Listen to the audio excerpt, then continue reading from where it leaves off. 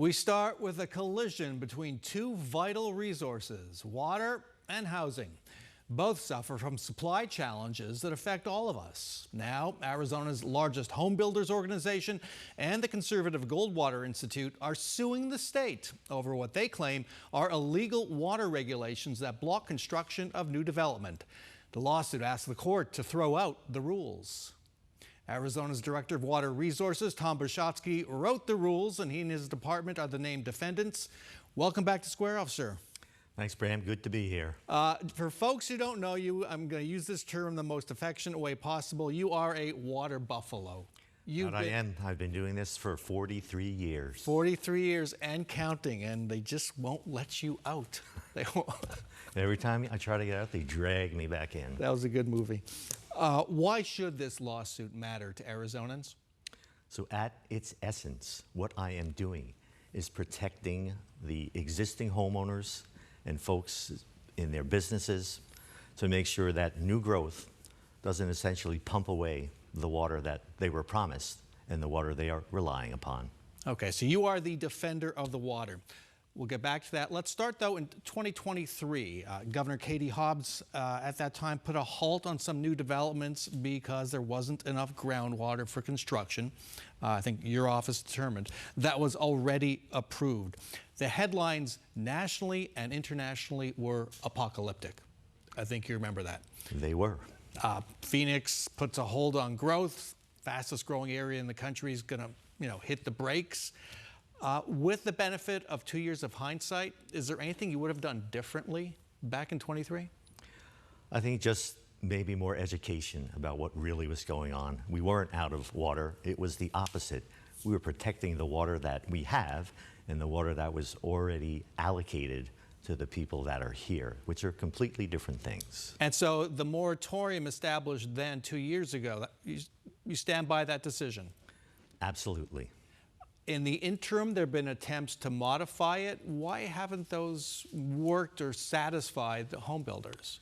So we do have a new tool called the alternate designation of assured water supply, in which you have a bridge to securing new renewable water supplies, but over the 100-year time frame, there would be less groundwater pumped.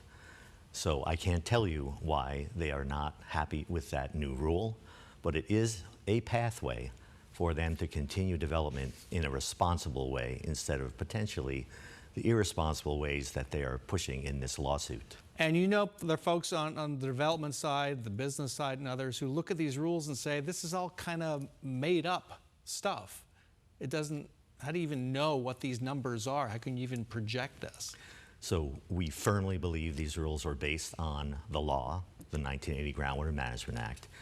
And we have a technical tool called the numerical groundwater model that looks at what's here and what's coming here to determine whether or not we can approve new permits for water based on groundwater.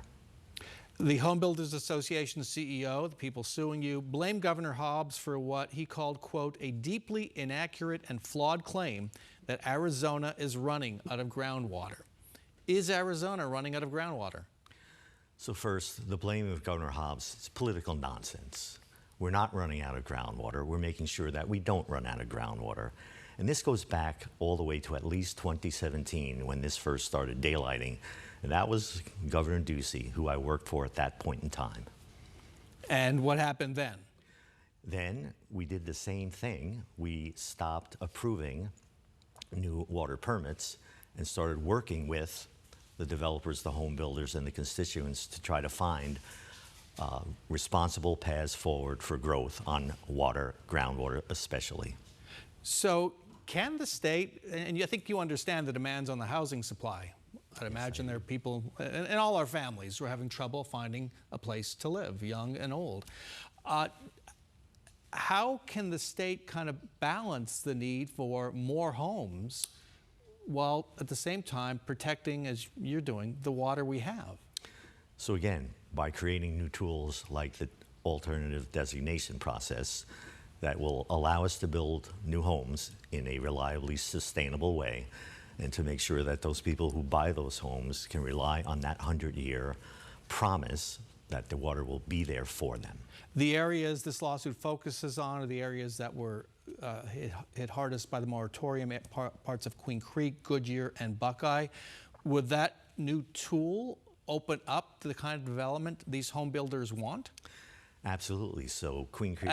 It would. Yes, Queen Creek and Buckeye are working with us right now, as well as some other water companies in those areas, to get permits under that new rule.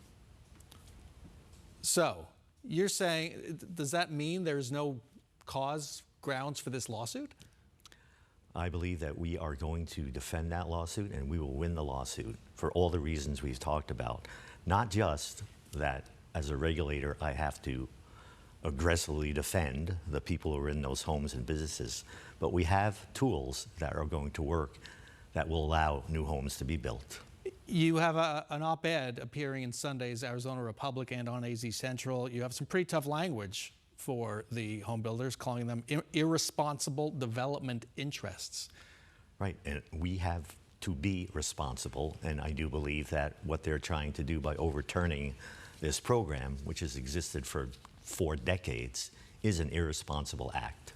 Okay, we'll see how this plays out in court. Since I have you, I do have to ask about what's going on in Washington, D.C. Is President Trump, the agencies, are they doing anything to stand in the way of conservation measures Arizona's taking with water, any responses to climate change that might be in place or coming? Are they doing anything to stand in the way, withdrawing funding, things like that?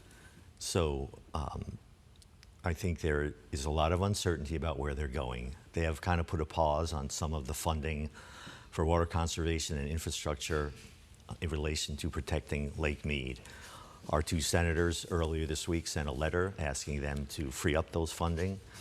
I've been in Washington last week talking to all of my delegation members, urging them to talk to the administration about freeing up that funding. We need that funding to continue to protect the Colorado River, which is our biggest source of renewable water. All right, we'll keep an eye on that. Tom Boshotsky, thank you so much for joining us. Thank you.